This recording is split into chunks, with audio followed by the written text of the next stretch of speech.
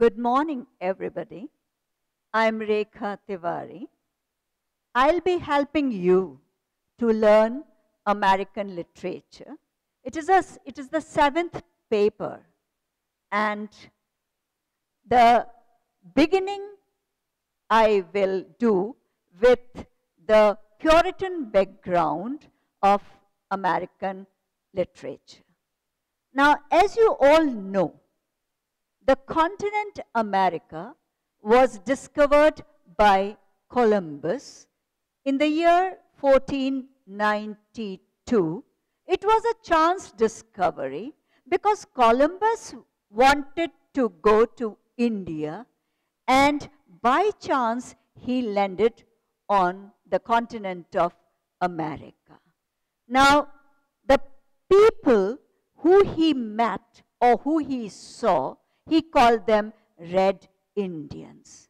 You'll be surprised to know that on this continent, there were many tribes that were not very civilized, but they inhabited this continent. Now, after this discovery of America, many people tried to reach there at different times.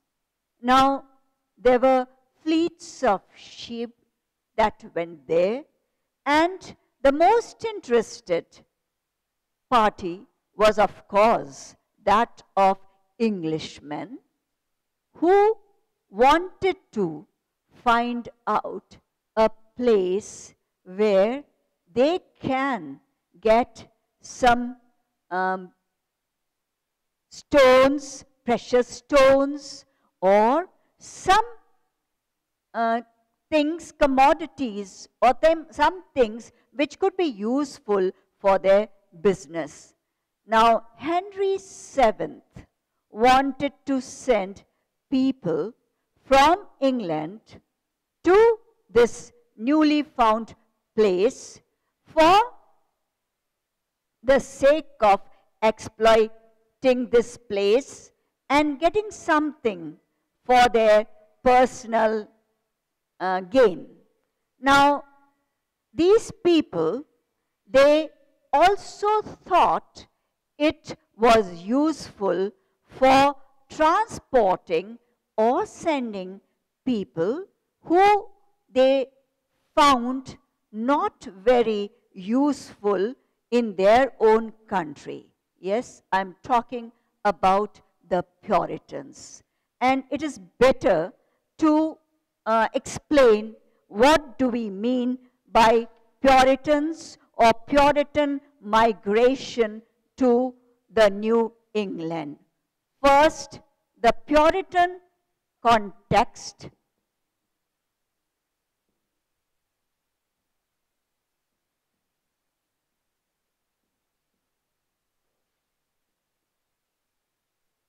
Puritan migration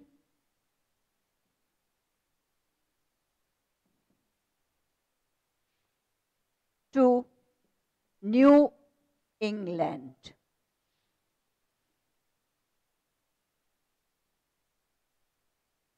In England, there were people who were deeply religious, who wanted to follow religion according to Christianity or the sayings of Christ. Now, there were Protestants, Roman Catholics and Protestants. People were trying to revolt against the atrocities of the church. They wanted some kind of reformation. They did not want that in the name of religion some tortures should take place, or you can say people should be unnecessarily troubled. Now, these Puritans, as the word itself says, Puritan means pure people, strictly holy people, just following religion according to the scriptures. Now, these people started revolting or started crying for some sort of reformation. Charles first was beheaded. And when Charles first was beheaded, there was a kind of revolution in the country. Now, when Oliver Cromwell came to power, he was in favor of the parliamentary form of government. And when Oliver Cromwell came to power, he just favored the Puritans. Now, he allowed the Puritans to lead life according to their own ideology. But again, political circumstances changed, and Charles II came to power. And when Charles II came to power, he decided to punish all those who were raising their voice against monarchy. Now, these people, in a kind of punishment, they were sent to the newly found place, that is New England. It was a kind of punishment, and they were transported from England to America, and they just went to Massachusetts, Virginia, and these New England consists of 6 states. These 6 states are, mainly, the main place was Massachusetts and Virginia. There was another interest. The interest was the business interest. The London Company wanted some business from the place Virginia. So all those who were not allowed to live in England, they were sent to this place, New England. Now, these people, they started living there, but the tribals, the natives who were already living there, they started quarreling or clashing with these people because they thought that it was a kind of encroachment upon their land. Now, there were clashes. At the same time, many epidemics broke out, and because of this, many people either died or they were killed. Now, the conditions were far from being peaceful. At the same time, these people the Puritans wanted to dominate the people who lived there, and they tried to show their supremacy. Now, these people were not very cordial with the tribals living there, because they considered, the people who had come from England, they considered themselves to be civilized, more civilized, educated, and these people, therefore, there was very disturbed kind of situation. Now, they thought, before coming to England, they thought that after going to New England, they would be able to set up an ideal state, utopia, we can call it. Now, utopia is a word used for an ideal place free from any drawbacks or shortcomings. So, though they tried to set up an ideal state, they were not very successful in their utopian goal. And then they tried to manage, or they tried to live upon the money they received from the persons who used to come from England from time to time. But there came a time when they needed more money, and this need impelled them or forced them or compelled them to look for some kind of work that would help them to earn money. Now, Atlantic coast, they found that it was a good coast and they could do the work of fishing. So they adopted fishery as their trade, and they succeeded to a large extent. Now, when they were almost beginning to settle down, they started thinking about expressing their ideas or writing their own literature. But we should not forget that whatever ideas they had, these ideas had their roots in England, not in America. They tried to write down their experiences of this new place, and when they started writing, they tried to share their expressions, share their ideas, share their feelings with other people.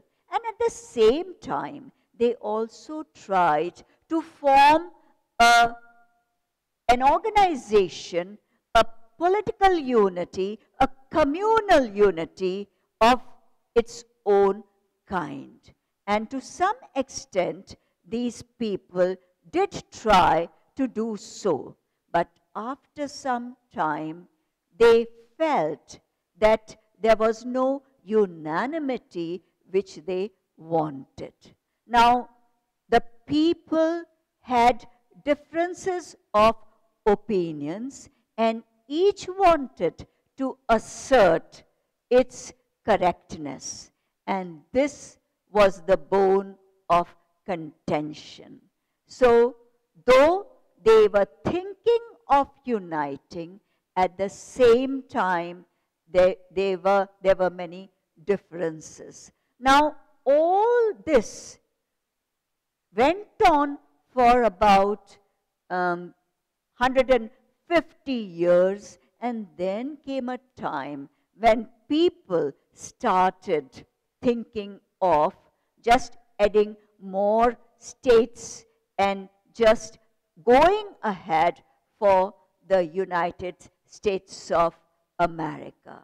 The Puritan literature, the Puritan context, the Puritan literature had its impact on the American literature, because the thinking plays an important role in any kind of literature of any country. So, when we read or when we try to study American literature, it is necessary for us to be acquainted with the history of America. And it is a fact that these Puritans first started writing literature that was full of religious content. And they tried to teach moral values because they believed in the existence of human beings because of spiritual values, moral values, and they did not like any person to act in an inhuman way.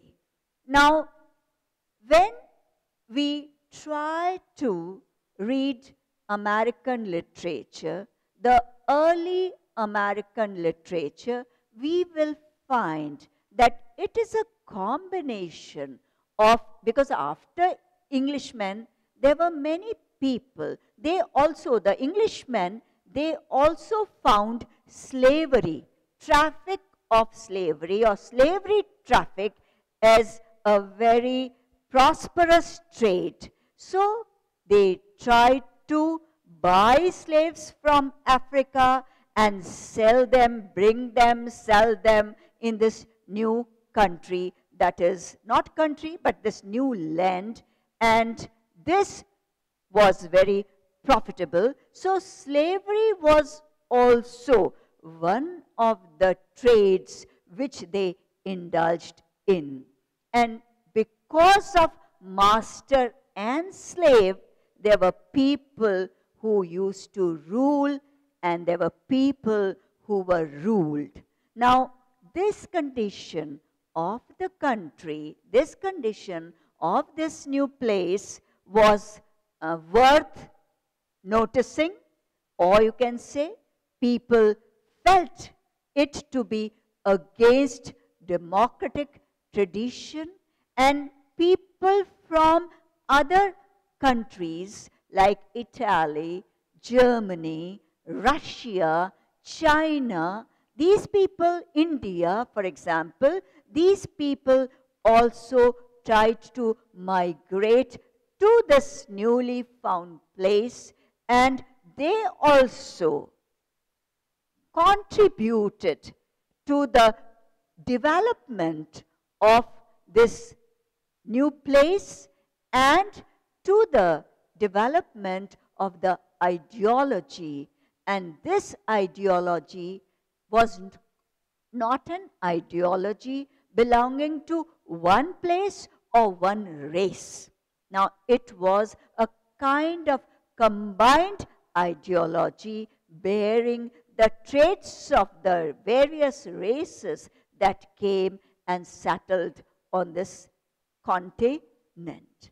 Now, if we try to look at the early writers of America, we will find that the name which comes first of all is that of Emerson. Now, Emerson was a transcendentalist. Now, the meaning of transcendentalist, it is a philosophy, transcendentalism. And these writers, Emerson, Whitman, Thoreau, all these were affected or influenced by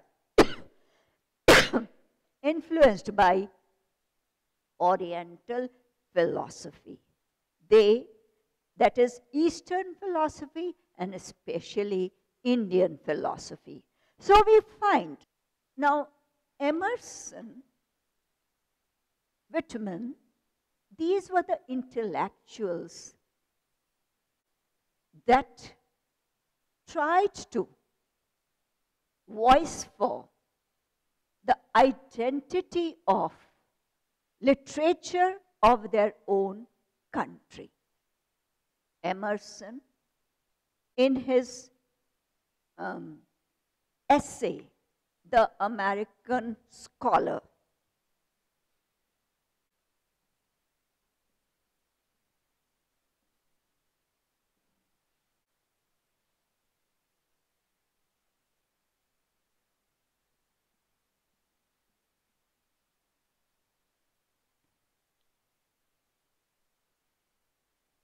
has clearly said that the time, it was about 1756 or so, he said that time has come when we should try to make it known to the world that we have a literature of our own. The apprenticeship of Americans has come to an end. We should not try to borrow themes and styles of English or other people. The literature of America should be American. The meaning is that we should try to look around us, whatever environment is there, whatever natural scenes are there, the rivers are there, hills are there, and the people are there. Above all, people are there. So why shouldn't we write about them? Why should we copy the writers of other countries, especially England. And he also tried to, in this essay, American Scholar, he also tried to lay stress on the fact that we can read the mind of the past through the books written by writers, ancient writers, and we should try to learn from nature. He says that nature is a great teacher. Nature should act as a major influence. And then he says that we should study. We should study from our own observation. Not only from observation, but from action. These are the three major influences on the mind of the scholar: nature, mind of the past, and action. And he says that in this essay, he has said that we should try to learn, but at the same time help others to learn.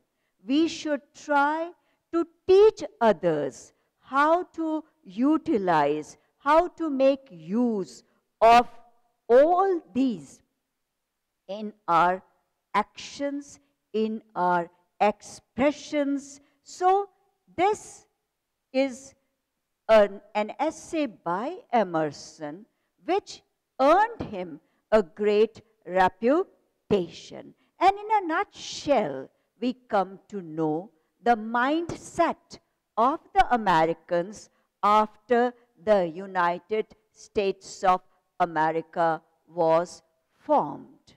And similarly, Whitman, Walt Whitman, he was also one of the transcendentalists.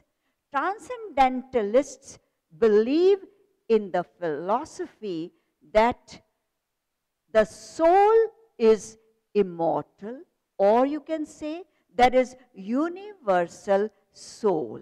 Now, there is in each of us a talent, a gift of the God, or you can say a skill which we must develop. And when we find that talent, it is our duty to develop it. And therefore, it is the duty of all of us to give importance to each and every individual. Now, each individual, therefore, the democratic views, the democratic leanings, the democratic inclinations. Why? Because in a democratic country, each individual has his or her own importance. Another quality which they emphasized upon was freedom, that is liberty. And each individual should be free to take up any career which he or she chooses. Any individual who is not allowed to lead a life as he or she wants to lead should not be called a free person. Therefore, we find that in American literature, the trait that is very obvious, or you can say the trait that is very vivid, is the trait of individual glory, individual liberty, individual progress. Each individual is given due importance. Now, all these, another significant quality is Americans believe in treading the path of progress, in developing, in going ahead. And for that they are prepared to take any risk. They are very courageous, they are very laborious. All these qualities we find in the, and they are nature loving too.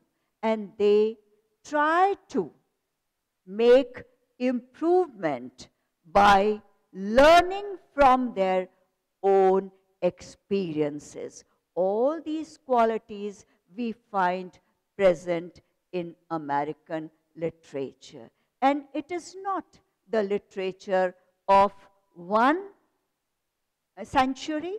It is a literature of about 2 centuries, 200 years or 300 years.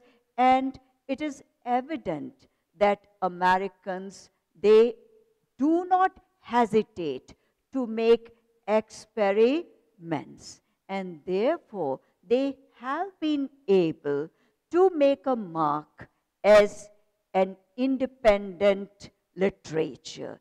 They have shown to the world that America, though discovered in 15th century, but it has not looked back. It always wants to look ahead. And that is clear from the literature of America. Now, in the beginning, when the New England was found or discovered, or people migrated, now it was the time of Queen Elizabeth. And Queen Elizabeth, she was a patron of literature and arts. And after Queen Elizabeth, James I came to power. But James I was not in the favor of just patronizing artists. Why? Because James I was following the Roman Catholics of France. And then his son, Charles I, he was just like his father, but poor king, he was beheaded, and then came to power Charles II. Again, because of the political disturbances, the enthusiasm which the people, some writers of England had, it did not remain very strong. And then when they came to this New England, they thought that they would be able to write something, to produce something, to create something which will be different from that which was in England. They had faith in themselves, but there again, they had to face some difficulties. And they could not do what they wanted to do. So we cannot understand, we cannot come to know about American literature unless and until we see or look at the background, the Puritan context. Now, they had a utopian goal, and they wanted to pursue utopian goal, but they were not able to set up an ideal state because of many circumstances. And that is why we find that there were disagreements among the people, disagreement with the people already living there, and they could not do what they wanted to do. But we have to just keep in mind the early part or the beginning of American literature. All this early struggle, all this early striving made them stronger to fight with the circumstances, adverse, I should say, adverse circumstances. And these people, they tried to prove that they were not disheartened in spite of their clashes, their conflicts, and their problems. They continued to tread on the path, and they were determined that some of them did go back to England. Some of them did go back to England because they found that the circumstances in England had improved, but some did not go. And even those who went, they came back because they found that this was a place where they could make progress and they could just cultivate the talents that they were gifted with.